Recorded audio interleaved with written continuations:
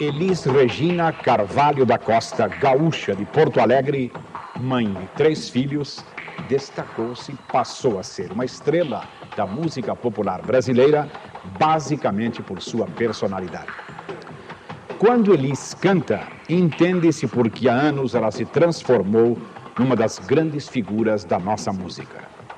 Por suas interpretações precisas, fica a certeza de que a música foi feita para ela. O jornalista, crítico de música do jornal O Estado de São Paulo, produtor de shows e apresentador da Rádio Jovem Pan, Zusa Homem de Melo. E Maurício Kubrusli, crítico de música, apresentador e produtor da Rádio Excelsior e diretor da revista Som 3. Elis Regina, até que ponto pode ser profundo e honesto um jogo da verdade sobre a sua carreira e a música popular brasileira? Até o ponto em que a pessoa possa ou ache que deva se desnudar completamente perante as pessoas. Eu acho que a gente faz parte de um grande teatro. Cada um tem o seu papelzinho e cada um tem o seu coringa gravado, guardado dentro da manguinha aqui para fazer a sua canastra na hora precisa. Então, na medida em que isso possa ser feito, a gente preserva alguns dados para o futuro que ninguém abuba, não é, meu bem? Bom, tenho certeza que nem o Maurício nem o Zusa exigirão tanto. A primeira pergunta do programa desta noite é do cantor e compositor Renato Teixeira. Bom, Elis, primeiro queria publicamente dizer para você da minha gratidão e da minha estima por você, por ter gravado Romaria e ter feito do Romaria um sucesso. Eu bem que estava precisando naquela hora. E eu queria te fazer a minha pergunta é a seguinte, sobre o seu primeiro LP. Quando você parece que tinha 14, 15 anos que você gravou um LP, é um disco que eu conheço, acho um grande disco, mal barato. Queria que você falasse, você mesmo falasse sobre ele, como foi a escolha de repertório, para que gravadora foi, contasse essa história. Eu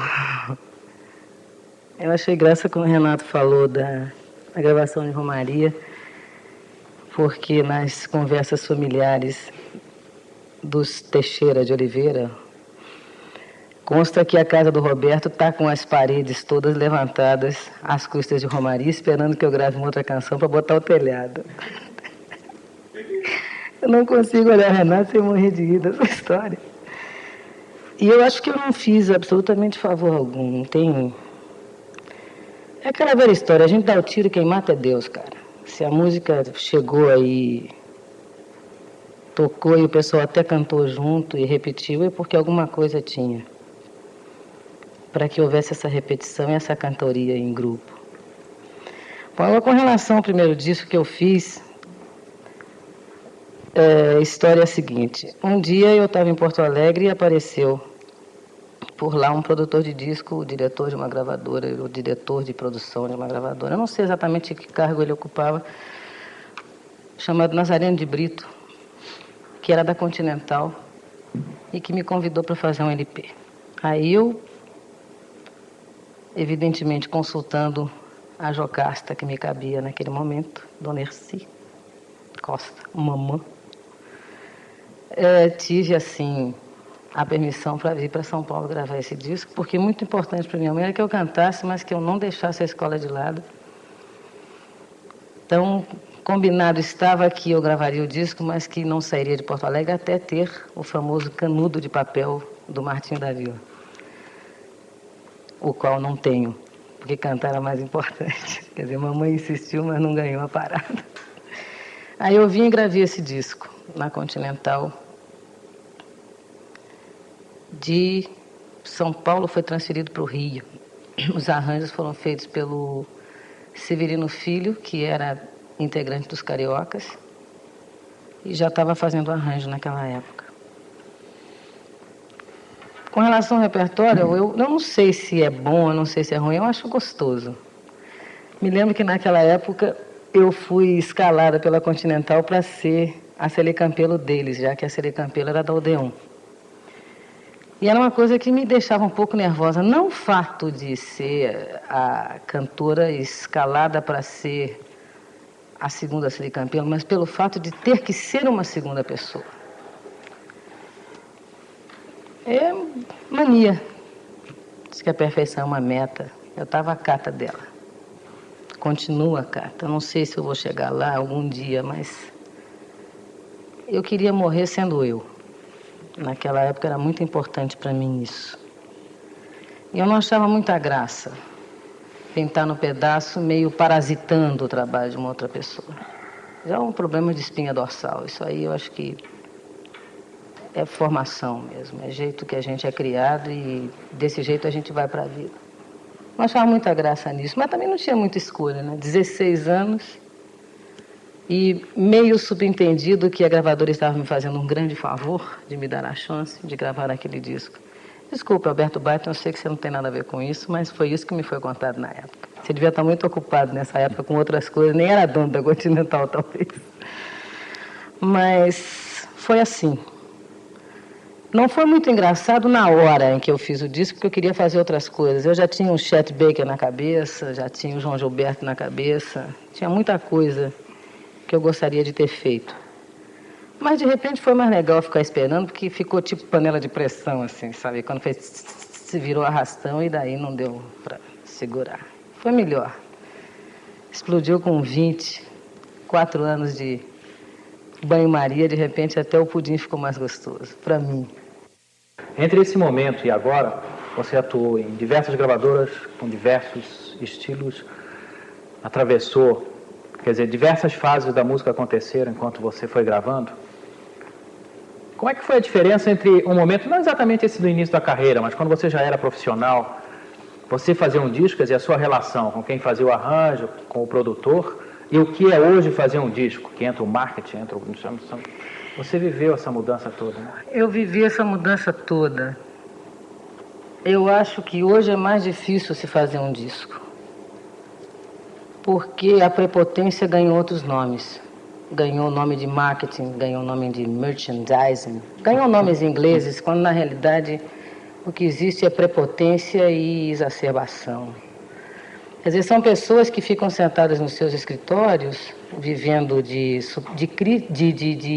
coletâneas de dados, que a gente sabe que, se são imperfeitas para N áreas, imagina para a área da sensibilidade, quando na realidade a gente está em contato com o público diariamente. Quer dizer, a gente sabe até que ponto o público está saturado de um determinado tipo de música, quando está carente de outro tipo de música, e as pessoas, me parece que primam pela necessidade do círculo do elefantinho. Quer dizer, o elefantinho com a tromba segura o rabinho do que está na frente e assim vai até fechar o círculozinho de elefantinhos. Não existe muita preocupação com criatividade, porque cifrão não é uma coisa que se cria de um dia para o outro. Cifrão existe desde assírios, babilônios e etc. e tal, entendeu? O cifrão é o mesmo, muda o nome, quer dizer, muda a caligrafia. Aqui é CR, né? No outro lugar é o S, mas o S sempre é cortado. E, na realidade, o que as gravadoras querem é o S cortado, é o produto final desse troço todo. Inclusive, existe uma inversão, quer dizer, as gravadoras, na realidade, pensam que o seu produto é o disco, que, se não tiver o artista, é uma bolacha preta com furo dentro, no centro. Você coloca numa vitrola um disco sem um artista ali dentro, não tem nada, não tem nem som. E por mais estranho que seja o som é produzido pela verdadeira mercadoria da gravadora, pelo verdadeiro produto da gravadora, que é o artista. E parece que há uma certa relutância em se aceitar isso. É uma que o pessoa, artista né? É uma pessoa e que essa pessoa que é o produto final, com que eles vão ganhar os seus S's cortados, entendeu? Então, existe uma certa inversão de valores. Há poucas pessoas no país, pouquíssimas pessoas, que têm autonomia.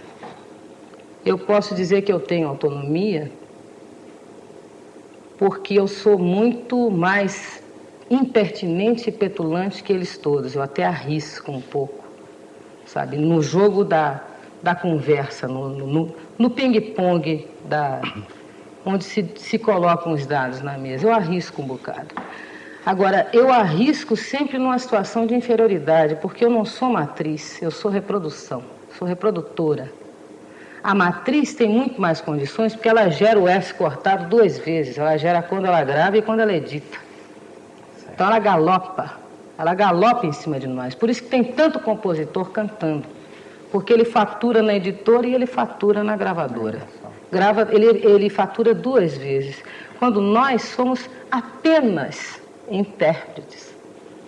E não adianta ter curso universitário para intérprete. Porque eles gostam muito de... Fulano é arquiteto, fulano... Eles gostam muito de... Vejam, um menino de universidade aqui conosco. E a gente fica meio assim, entendeu? Mas, no fundo, por maior que seja o curso universitário de um cantor, ele não deixa de ser um ator que usa como instrumento para se colocar perante o público a voz musicada, digamos, cantar, né? Não é a prosa, é a melodia e o verso sendo dito. A gente leva desvantagem nessa hora, Maurício, mas diz que não está morto quem peleia, né, tia? Tô aí, tu vias, né? Zusa. Bom, eu também vou começar exatamente como o Maurício começou, aproveitando o rastro do Renato e discordando desse seu apenas intérprete. Sim, mas esse apenas eu quero botar entre aspas e bem botado. As aspas você põe para quem pronuncia, não é, meu bem? Para mim não, por gentileza. Mas esse procedimento da época em que você era solicitada para ser uma segunda Celi Campelo continua até hoje. Ou seja, as gravadoras sempre descobrem o negócio depois que aconteceu e tentam fazer alguém igual a esse outro alguém que está na outra gravadora. O que é um procedimento pequeno, menor, é uma coisa... Mas que continua, isso... E que, inclusive, quer dizer, ele é tão pequeno que as pessoas não se dão conta que, a partir do momento em que, às vezes, o fenômeno acontece na mesma gravadora. É verdade. Na mesma gravadora. E eles não só não valorizam a nova mercadoria, entre aspas, como desvalorizam a fonte de renda anterior. Né? E... Quer dizer, eles fazem com que a coisa fique meio, sabe, meio fique meio assim, um negócio estranho. Indefinida, né? Se torne indefinida. Às vezes a coisa não interessa se tem qualidade ou não tem qualidade, se é boa, se não é boa, não importa. Tem uma marca, por isso que as pessoas, quando sentem esse apelo, até vão atrás, essas coisas todas. Então você foi inicialmente levada a ser uma imagem... Você está chegando onde eu não queria que você chegasse, José Eduardo. Pois não, vá. Mas... Você está indo para o Milharal, estou voltando para o Fubá, meu bem. Quem você acha que nesses anos todos, ou quais as cantoras que você acha que nesses anos todos, se é que existem, foram levadas pelas gravadoras a ser na imagem da Elis? Bom, em primeiro lugar, eu estaria tendo um comportamento absolutamente fora de ético. E a gente pode fazer muita bobagem, muita brincadeira, muita, sabe, safadeza, assim, de uma forma irresponsável. Isso aqui é uma coisa que eu pretendo, que eu entendi como responsável. Eu não vou fazer essa brincadeira. A brincadeira a gente faz off. Show. O Zusa quer dizer que muita gente foi tangida a imitar. Como muita gente foi tangida a imitar Maria Bethânia, como muita gente foi tangida a imitar Caetano Veloso. Agora tem o seguinte, quer dizer, é uma brincadeira que eu fiz uma vez, até com você mesmo. Mamãe e papai, quando tentaram fazer a segunda hélice, nasceu o Rogério, entendeu? Te contei? Então estamos aí. Olha, bola pra frente, bicho. Paz e amor. Eu vou em frente.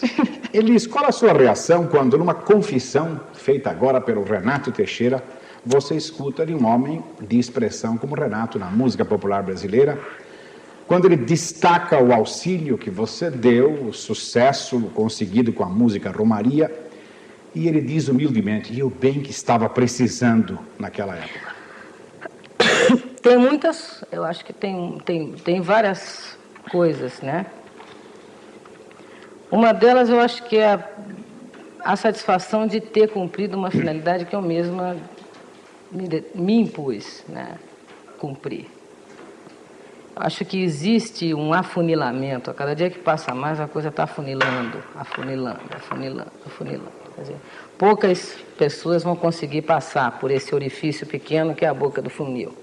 Tem muita gente compondo, muita gente fazendo um trabalho de qualidade e tudo. Pouca gente com condições de fazer, de arcar com as despesas de uma produção independente para colocar um disco na rua. Então, eu acho que a função do intérprete é procurar autores. Até existe uma peça com esse nome, né? Não sei quantos intérpretes à procura de não sei quantos autores. Somos esses, é esse o caso da gente. Porque, inclusive, é a questão fundamental até para a própria sobrevivência da gente. Quer dizer, eu fico emocionada porque o Renato é meu amigo. Quer dizer, com o tempo, aquele cassete gravado que chegou na minha casa, foi gravado por uma pessoa que, com o tempo, deixou de ser um autor e passou a ser um amigo meu. Então, eu convivo de todo tipo de ansiedade, todo tipo de proposta, todo tipo de coisa, de buliço do que passa pela cabeça do Renato. Então, eu fico contente, um pouco por mim, um pouco por ele. Agora, eu não me sinto, assim, determinante nesses processos, porque eu também já gravei muita música de muita gente que não vingou, foram autores de uma música só. Sabe? Então, sabe, a brincadeira continua prevalecendo. Eu dou o tiro, quem mata é Deus. Finja que eu sou malandro. Você acha que diminuíram os compositores de qualidade ultimamente? Eu não sei se diminuíram os compositores de qualidade, mas os canais de expressão para serem usados por esses compositores, a cada dia que passa, estão diminuindo mais. Você recebe, quando vai gravar um disco, aquelas fitas, aquela montão de fita de cassete, você sente que há uma, vamos dizer, em relação a, vamos dizer, a qualidade caiu bastante, mas também acho que a culpa não é da gente, porque de repente eu me flagro assoviando músicas que normalmente eu jamais assoviaria, que a campanha de massificação é tamanha, claro, que de repente você está gostando de coisas que normalmente você não gostaria. E eis aí o ter que estar alerta, atento e forte, como diria o mestre Caetano Emanuel Veloso. A gente tem que ficar atento e forte o tempo todo, porque daqui a pouco eu estou cantando Mamãe Eu Quero numas e não noutras, entendeu? Quer dizer, eu estou levando a sério demais Mamãe Eu Quero, que é uma marchinha de carnaval. Vou fazer da minha vida um carnaval eterno, quando na realidade não é bem isso, sabe? Como também nem só de Mamãe Eu Quero viveu o carnaval brasileiro, já teve muita lata d'água na cabeça, entendeu?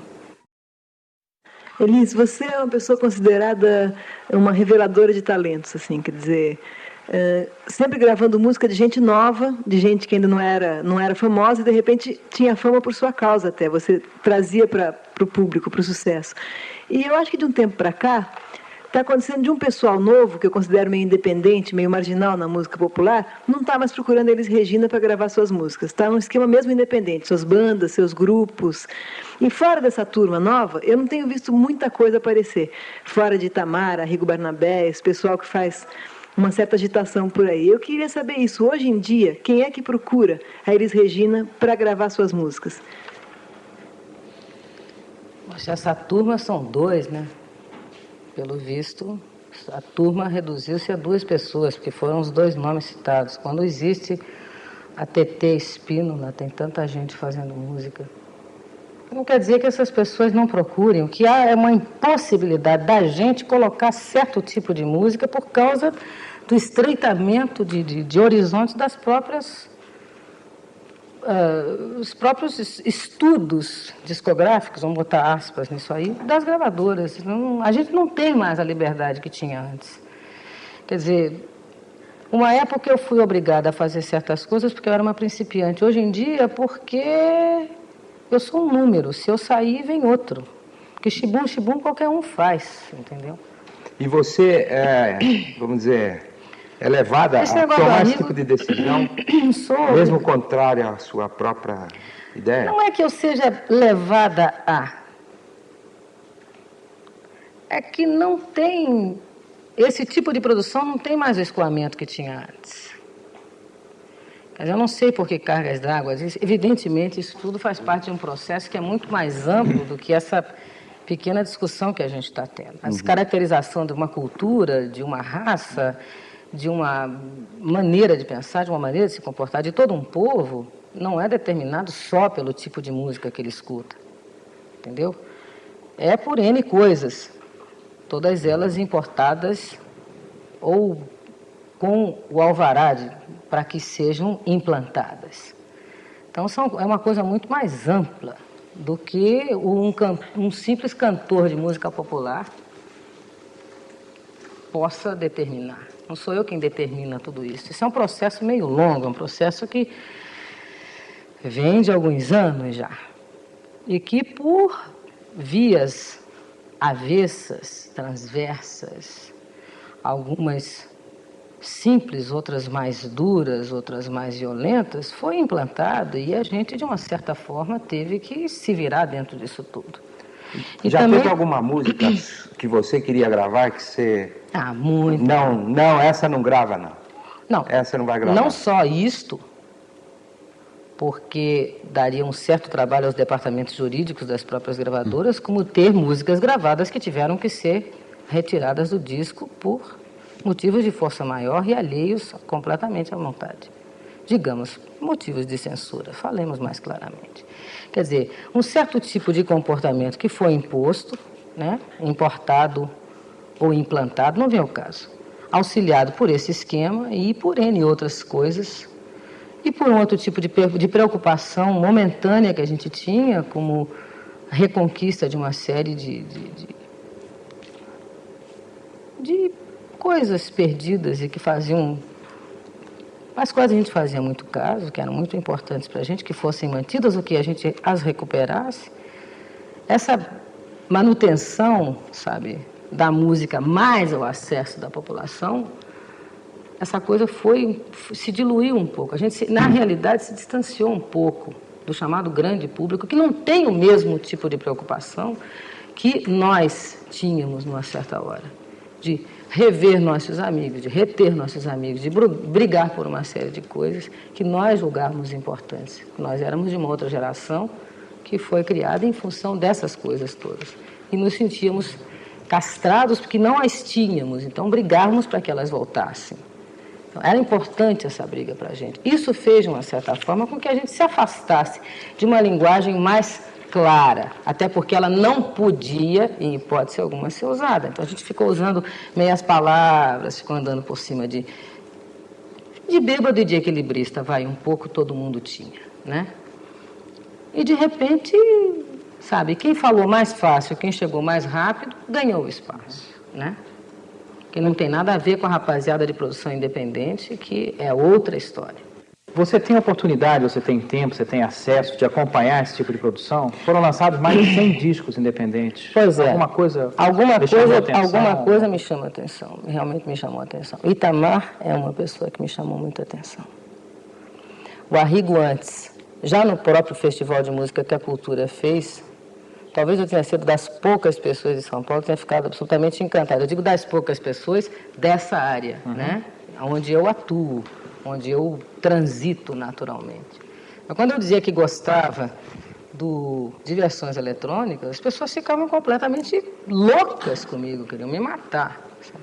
Mas como já me quiseram matar uma vez, quando eu gostei do Sabiá, eu achava que, bom, de repente, né, é uma também da rapaziada, pode não gostar, mas eu gosto e não vou impingir meu gosto a ninguém. Sabor de Veneno, eu tinha delírios, assim, o olho virava, né, de paixão. Principalmente quando a plateia respondia, sabor de quê? Eu falava, era essa participação que eu queria, esta catarse coletiva, era o sonho da minha vida, pelo menos está todo mundo falando a verdade. Elis, como você aceitou a observação da Maria Rita, de que os novos, os independentes, não têm procurado você com a mesma intensidade? A gente não pergunta... sei, eu acho que isso é uma precipitação de julgamento. Por acaso você ficou menos acessível agora? Seria ou não? Não tem nada a ver? Pelo contrário, eu estou muito mais assim do que antes, sabe? Muito mais andando por aí, catando as coisas do que antes. É que tem coisa que é difícil mesmo a gente levar adiante. Mas o próprio Arrigo chegou num determinado momento em que ele percebeu que a contracultura estava sendo assimilada pela cultura para desaparecer. Ele falou assim, não vou gravar mais, vou parar um tempo, vou continuar dando minhas aulas, etc. e tal. Desse jogo eu não quero participar. Eu não quero de maneira nenhuma, de repente, ser taxada de uma pessoa integrante da chamada cultura oficial, que vai estar cantando essas coisas para diluir o seu peso e a sua medida. Eu acho que o Arrigo tem que fazer as coisas dele, sabe? A marginalidade que eu tenho dentro de mim, que eu me realizo assistindo ele fazer, é melhor que ele faça do que essa coisa ser olhada como aquela, sabe? Quando você me anuncia, você fala assim, cantora, mãe de 3 filhos, sabe? Essa colocação, eu jamais vou colocar esse peso em cima da música do Arrigo, porque eu vou diluir o negócio dele. É o momento que você tem que saber qual é que você vai tirar o seu time de campo para que essa contracultura exploda e me auxilie. E não eu vá colocá-la de lado e colocar, sabe, aquela minha suposta postura careta. Porque eu de careta não tenho nada, entendeu? Faz muito tempo que eu não sou sendo. Mais alguma coisa?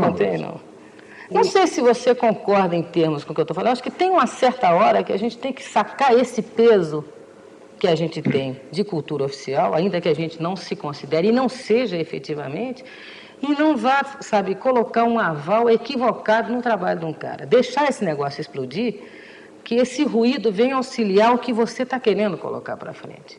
E por razões, N razões momentâneas, você não possa colocar. Perfeito. Eu acho que, inclusive, eu concordo com isso, que no caso de um Arrigo e de uma série de outros nomes novos que estão em São Paulo, fazendo um tipo para variar, estão em São Paulo, né? Estão em São Paulo, está acontecendo em São Paulo. Desde 22, sabia? Pois é, exatamente, esse movimento acontece todo em São Paulo, paralelo aos movimentos oficiais. Quer dizer, tem um outro, dentro exatamente desse negócio que você está observando, muitos deles ficaram fora do grande festival que a Globo fez. Eles estiveram aqui no Festival da Cultura e ficaram fora da Globo. E eles foram agora convidados a entrar. Quer dizer, a tal música nova do Brasil está sendo feita em São Paulo, independente do grande festival. Eu acho que não deveriam participar desse festival oficial. Mas não, o curioso é que eles foram convidados depois, né? Sim, eles já existem. Se já existem, já estão se impondo, já têm o seu mercado, seria legal que eles não entrassem nessas gasolinas da vida, nesses postos de gasolina da vida, porque, sabe, auxilia a gente. Eles não entrando. Exatamente. Auxilia. É mais uma via para a gente poder escoar a loucura da gente. Porque senão fica tudo, sabe, aquela loucura via Embratel, padronizada, que nem ervilha em lata, entendeu? Só muda a marca. Não é legal. Loucura é loucura, sabe? E é fundamental. Concordo. Deixa por aí, solta, como o diabo gosta, entendeu? E a gente vai catando um pedaço daqui, um pedaço dali, vai se reformulando e, de repente, quando os homens perceberem, eles estão com a cabeça feita. Exatamente. Porque é só isso que está dando pé. O importante é a gente não fazer esse jogo, não aceitar esse jogo, a gente continuar fora, sabe? Fora. Como é que é parada de sucesso? Então, como é que é não parada de sucesso? Sendo sucesso, entendeu? O importante também é não deixar o espaço ser ocupado por qualquer coisa, como está, né? O importante é o Arrigo ter o seu espaço, Itamar ter o seu espaço, a TT ser importante, os Espínola todos estar fazendo suas coisas, as pessoas estarem fazendo suas coisas, porque isso vai abrindo brecha para a gente que está inconformado, mas também não tem muito o que fazer, sabe? Porque também já não... Eu virar marginal de repente, vai ficar estranho, ninguém não vai acreditar. Vai dizer, vai ver que isso aí virou marginal agora porque está dando pé, viu? Está na moda virar marginal. E por que São Paulo está dando tanto pé assim? Porque, de 22, cara. São Paulo vira arrimo de muito Barnabé da música. Da música popular. Eita, trocado, o Toquinho baixou nele. O Toquinho baixou. Antônio... Por que essa coisa São Desde Paulo? Desde 1922, da Semana de Arte Moderna, sabe? Moderno é ser paulista, cara. São Paulo. Ser contemporâneo é ser paulistano. Dane-se quem não quiser acreditar e não quiser aceitar, mas é isso aí. É uma coisa regional, é a música regional que fala das coisas de São Paulo, assim. É a minha única música urbana, realmente, feita nesse país.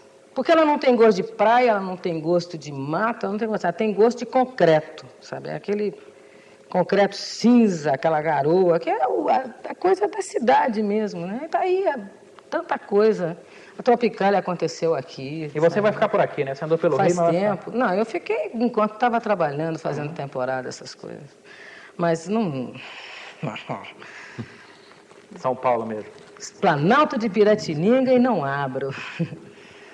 Ouçamos agora a pergunta do João Leão, engenheiro, produtor do antigo sucesso. Você falou em concreto, a gente chama o engenheiro. Sucesso da TV, o fino da voz. Nossa. Oi, Elis. Eu queria pedir para você comentar e refutar uma afirmação que tem sido bastante frequente, de que você, como cantora, tem estado cada vez melhor. Os seus últimos discos têm apresentado cada vez mais um suporte musical melhor e mais elaborado, mas que o seu repertório tem sido, de disco para disco, menos rico, menos importante que nos discos anteriores. Você concorda com isso? Isso é difícil, porque eu jogo futebol, eu não escrevo no jornal sobre jogo de futebol, eu não sei como é que é isso aí. E eu gravo o que tem para gravar. Mas já acho fantástico. Se o repertório não é bom, cada dia que passa o disco está melhor, já acho que eu estou virando santa, milagrosa. De repente...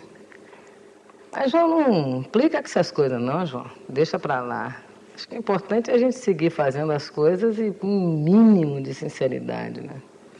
Sem entrar na discussão do repertório do disco, mas essa observação dele sobre a melhora do que acontece em volta. Tal. Você está começando o trabalho de gravar um disco.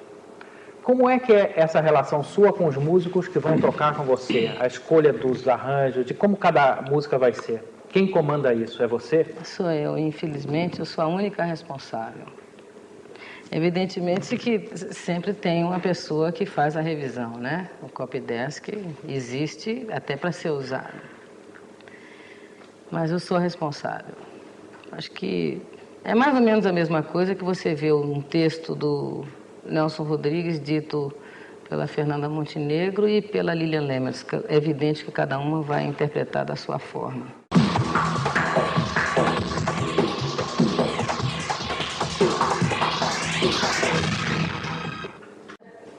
Paulinho da Viola, Paulinho da Viola, que tinha duas, de Paulinho da Viola e Martinho da Vila, eu confundi. Paulinho da Viola é uma pessoa absurda. Sim. Sobre o negócio de... Ainda também nessa área de disco. Bom, você falou de relação minha com os músicos, é tipo assim, você está vendo? Quer dizer, a gente está tocando, está se olhando, morrendo de rir, existe uma relação de amizade muito grande, de liberdade muito grande. Quer dizer, é evidente que tem uma hora que alguém tem que organizar, porque senão vira bagunça. Que todo Essa mundo é coloca... a gente que tomaria uísque ao seu lado? A gente que comeu grama com você? Exatamente. Não, eles tomam. É? Tomam. Eles tomam uísque, eles entram na geladeira. Sabe aquela pessoa que tem até liberdade de abrir a sua geladeira e tomar água na garrafa? Você nem reclama porque não pegou copo no armário. Tudo bem. Depois você toma água de novo na mesma garrafa. Eu fiz a pergunta porque a Elisa tem assim umas sacadas estilo Joãozinho 30, João Saldanha. Né? Eu não, nem prancha. E eu queria a confirmação. Você escreveu alguma coisa? Eu tenho uma amiga que me disse que vai escrever um dia um livro sobre as minhas frases loucas e que vai ganhar grandes fortunas, porque ela nunca viu ninguém mais absurdo que eu. Não é porque eu sou notícia que as pessoas podem pastelar a minha vida. Não, eu quero ter vida privada e não quero ter privada na vida. Também é uma outra. Pode levar para você e esquece. Qual foi a sua sensação ao começar a participar no mesmo palco, no mesmo espetáculo, no mesmo programa de televisão, com os ídolos, com as pessoas que você admirava na sua casa? É um absurdo. É uma coisa que a cabeça dá um nó. Você não sabe se você apresenta, se você aplaude, se você olha assim, babando, se você rola no chão, se você fica contente com você, se fica contente com a vida. É um porre. Sabe porre de ano novo, que tudo fica bonito, você quer abraçar todo mundo na rua, dizer, Feliz Ano Novo! O Ano Novo estava ali. E você pode dar alguns nomes, assim, desses que você gamava e depois teve a participação? Olha, Dorival Caymmi, por exemplo, que é uma história antiga, já vem da minha mãe, que é essas tradições, assim. Dorival Caymmi, teve o Ciro Monteiro, que era um absurdo de pessoa. Bom, Tom Jobim, o dia que eu vi, eu fiquei muda, por uns 15 minutos. Muita gente que eu gostava, assim. Mas não só no negócio, no lance de música, não. Eu vi, por exemplo, Deus e o Diabo na Terra do Sol, e fiquei completamente fascinada pela atuação do Otton Basso. Um dia encontrei com ele na Bahia, tive uma crise de choro. Mas essas coisas que fazem com que a gente seja uma pessoa comum, um filho de Deus. A gente está falando sobre esse lado digamos, de retrospecto, né? Você quer dizer assim, o seu lado de juventude, dona Elis? Você acha que tem um momento na vida de um cantor, de um cantor especificamente, em que ele sente que ele passa de uma fase de cantor a estrela, ou astro, no caso, você, se é que você acha isso, você sentiu isso algum dia? Ou isso é um processo lento e vai aos pouquinhos? A dificuldade é você transar com essa mudança, quer dizer, deixar de ser um cantor para ser o que as pessoas imaginam que é uma estrela. É a dificuldade, quer dizer, Hollywood teve aí para isso, né? Para criar mitos, histórias. Então, de repente, você sempre fica achando que as pessoas acham que você toma banho em banheiras de champanhe ou com leites de cabra, entendeu? Está um pouco complicado para o público ter contato com o artista, né? Um disco custando em torno de 1.000 cruzeiros. Isso é uma Você pensa nisso? Quer dizer, o produto que você faz um disco, você é a coisa humana dentro daquele disco. Agora, quem quiser aquilo, 1.000 cruzeiros, é meio complicado. Né? Sim, 1.000 cruzeiros não é nada, o salário mínimo é quanto? Quanto é que está a condução? Vai comprar disco como? Agora, o seu trabalho... se você souber quanto sai um disco custando da fábrica e quanto ele chega ao consumidor, aí você fica mais louco ainda. Sei. E se você souber quanto uma gravadora gasta para fazer um disco e quanto cobra uma loja por um disco, você fica mais doido. E quando você escuta o pessoal dizer que o disco custa caro por causa da mordomia dos artistas, a irritação teve isso também, também né? teve. Vai às raias da loucura. E quando você ouve dizer que a crise existe por causa da falta de criatividade dos artistas brasileiros, você enlouquece. Agora, eu não estou afim de camisa de força, está sabendo? Eu não estou afim de camisa de força. Agora, também é muito difícil se solucionar esse problema, porque esse problema, a solução dele dependeria de consenso. Consenso vem de assembleia. Assembleia vão 3. É verdade. Sabe? As assembleias vão 3. Porque enquanto houver Mercedes e luvas astronômicas, ou seja, enquanto a Bolsa de Valores estiver sendo municiada para a manutenção do nosso futuro brilhante e sem maiores riscos, a gente não vai ter sequer possibilidade de organizar uma assembleia, que dirá debater um assunto. Então, eu não sei o que faz. Eu não sei. Eu sei que a gente não pode formar caravanas para o Ministério de Educação pedir, pelo amor de Deus, que o disco não seja taxado como supérfluo. Quem tem que fazer isso é o dono da gravadora, mas tem nego que vai, o que eu vou fazer? Eles são manipulados a esse ponto, de brigar pelo interesse do patrão. Eu não vou brigar por um interesse do qual eu recebo 10%, de 90%. Quem está com os 90% que vai lá brigar. Agora, consciência de classe, muito pouca gente tem. O que a gente vai fazer? Consciência do que tem que ser feito, do que não tem que ser feito, pouca gente tem.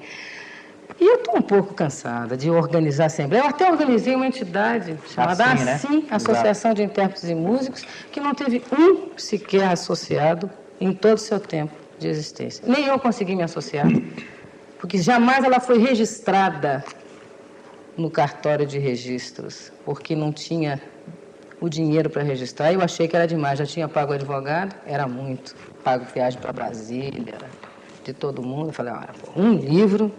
Neguinho tem que ter 100 pau, né? Não é possível que não tenha. Aí me inchou. Alguns anos atrás, 6 ou 7 anos, você iniciou uma luta.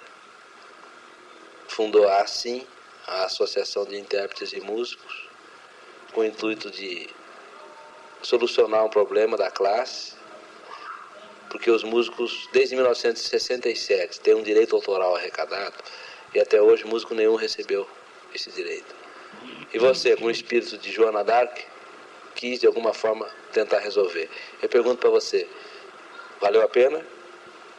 Segundo, se a gente precisar de você de novo, Elis, porque a gente está nessa luta e está tentando, de alguma forma, tentar resolvê-lo, você vai estar com a gente?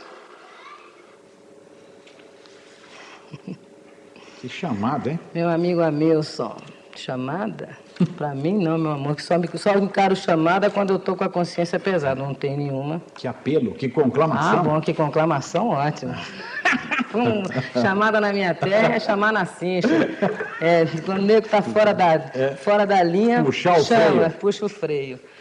Bom, se valeu a pena, eu acho que não valeu a pena. Porque vocês músicos, eu estou falando vocês músicos porque, no meu caso, eu seria o intérprete da SIM, seria o I. Aí os músicos seriam a outra parcela, o M da SIM. E o AS é a associação. Bom, os músicos parece-me que não se deram conta ainda da extensão do seu próprio problema.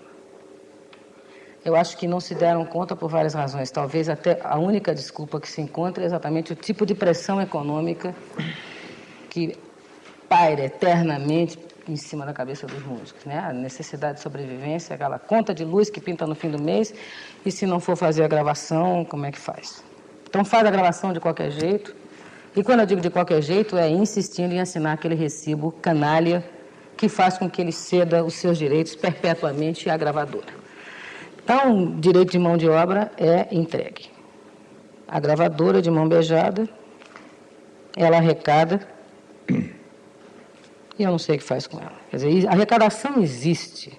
A Socimpro faz a arrecadação e passa para a ordem dos músicos, que não tem o poder de distribuição.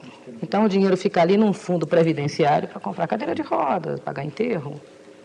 A gente quer que o músico viva, não quer que o músico morra decentemente. Sim, que viva decentemente. Elis, nessa ocasião, em 78, lembrada pelo Nilson, você presidia a associação e declarou que havia inscrição na ordem de 80 mil músicos. E 60 mil estavam desempregados. Você confirma? Você não foi por força de expressão? Não foi por força de expressão. Era isso, talvez seja mais hoje. Que cada discoteca que abre tocando música com fita são pelo menos 5 músicos mais desempregados. Ou seja, 5 famílias mais sem fonte de renda. Mas parece-me que isso não foi suficiente para conseguir aglutinar os músicos e no sentido de fortalecer o seu sindicato. Que o Sindicato dos Músicos continua sendo presidido pelo presidente da Ordem dos Músicos. Quer dizer, aqui já está tudo inconstitucional. Então, esta pândega, enquanto perdurar, uma pessoa que tem um pouco de vergonha na lata não pode continuar transando nessa área. Porque a primeira coisa que tinha que ser feita era se mandar uma carta para o Ministério da Educação e Cultura e dizer assim, como é que é? O presidente da ordem pode ser presidente do sindicato? Era destituído de uma ou de outra, talvez até das duas, porque as irregularidades são tantas e facilmente apontáveis, que ficaria simples se resolver o problema. Mas não tem ninguém com peito para fazer isso. E eu não estou aí para morrer atropelada por um carro qualquer, numa noite qualquer dessas, numa viela escura de São Paulo. Só eu tenho 3 meninos para criar. Sozinha, Joana Dark, até a hora de ir para a fogueira. Na fogueira não vou, xará. Queima, dói, não estou. O que é? Bonzo é o que é? Bonzo é aquele... Não, é bozo aquele palhaço. De palhaço também não tenho nada. Não. Te contei. A obra que o cantor deixa para o futuro fica sempre nos discos. Quer dizer, não adianta nada chegar para você e falar, olha, sabe que eu vi o Mário Reis cantar, ele cantava assim, não adianta nada. Se você não ouviu o cara cantando no disco, tchau, né? E quando você faz os seus discos, você sempre pensa nisso? Ou seja, que aquilo é a única coisa que você está deixando para gerações futuras, enfim, como a sua obra, quer dizer, a sua passagem. A Elis é aquilo que está naquele disco, né? Como cinema. Você pensa assim? Eu penso. De vez em quando eu esqueço, faço umas bobagens. Mas é a única coisa que eu penso. É o único legado, né, que eu tenho que deixar à posteridade, porque aos meus filhos eu sei que depende dos maus bofes de quem estiver dirigindo a multinacional que me cabe no momento. Mas é a única coisa que eu penso. Eu tenho certeza disso, né?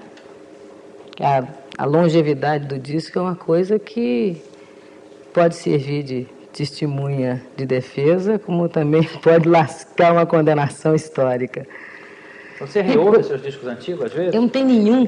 Quer dizer, alguns poucos que eu tinha dos antigos que eu falo aqueles, sabe, muito antigos, que é mais difícil de encontrar, a não ser que você encontre em sebo. Eu tive alguns, tive o trabalho de procurar, etc. Tal, e neguinho vai numa festa, põe dentro de uma bolsa. O que eu acho ótimo, deixa, sabe? Um dia eu tenho tudo. Não é aquilo. Elis, você acha que ainda não cantou para grandes multidões? Não cantou para o povão, usando a sua expressão? Não. Nem na época dos festivais, nem na época de audiência de 80%. No presente momento, desculpa, eu não estou sentando mal, mas está começando a ficar bom sentar assim. Eu não gosto de ficar muito quieto. Vontade. Eu, bicho carpinteiro, já ouviu falar nisso? Nasci, me jogar no formigueiro, eu nunca mais consegui parar. É que, uma época, quando eu estava fazendo muita televisão, eu acho que eu cantava para grandes multidões. Quer dizer, ainda que ela não tivesse reunida numa mesma sala, ela estava em várias salas. Mas era uma diluída, multidão, mas estava. Agora, acho que nenhum de nós está cantando para grandes multidões, a não ser no momento, aqueles 3 minutos de duração da música. Em 78, você disse que gostaria de cantar para o povão, mas que só faria isso quando os profissionais de TV fossem mais responsáveis. Essa mágoa veio do quê? A que se devia? Então... Aquelas coisas, né? De você ficar fazendo televisão e você gravar uma coisa e quando chega em casa você vai assistir o programa, na edição virou outro negócio, sabe? Uma incrível falta de respeito com o que você faz, com o seu trabalho naquele momento. Hoje você falou de intérpretes, aliás, de compositores novos. Eu falei de tanta bobagem. Agora, e o que pintou ultimamente em termos de intérprete no Brasil? Teve algum cara ou alguma mulher ou algum homem que se... Teve o Milton Nascimento, Gilberto Gil, Gal Costa, João Gilberto, Antônio Carlos Jobim. Se a gente quiser falar sério, tem que falar por aí, né? Desculpa a falta de modéstia, mas a nossa geração foi o seguinte. Depois tem uns que dá para o gasto, né? E a Rita Lee é do tempo da gente. Depois ficou muito pastel. Muito pastel e muita feira.